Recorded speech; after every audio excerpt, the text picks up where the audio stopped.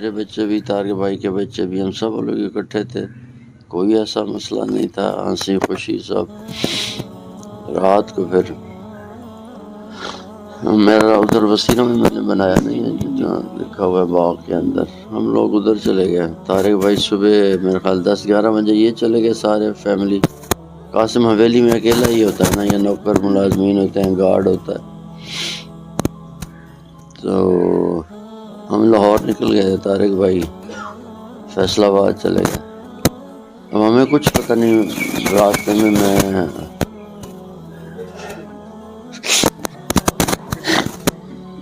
Tool plaza میری میرے کو بتایا سے گولی لگ گئی۔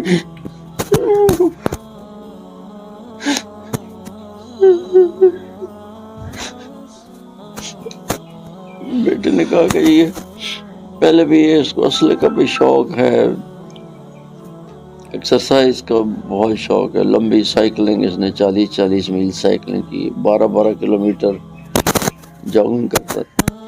اور رات میں نے کہا ماشاءاللہ یار تو فٹ ہو گیا ہے اور یہ سب کا پیٹ نکل رہا ہے۔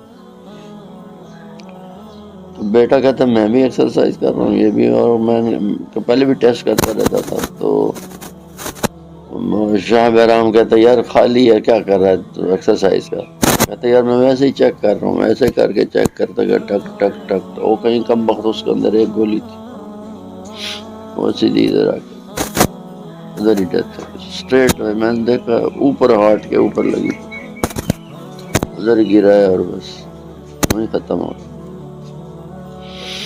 اب پتہ نہیں میڈیا والا کوئی جو خبریں آ رہی ہیں کہ دشمنی کا شاخسانہ، کوئی کچھ کوئی کچھ کوئی کچھ۔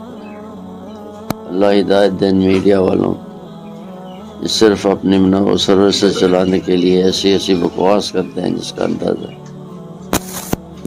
جس کو جو ملتا ہے اس کا تماشا بنا کے رکھ دیتے ہیں۔ حق کی باتیں بدبختوں سے ہوتی نہیں، اور تماشا بنانے کے لیے اپنے وہ کیا کہتے ہیں ریٹنگ بنانے کے چکر میں یہ سب بکواس کرتے ہیں، اصل یہ حقیقت۔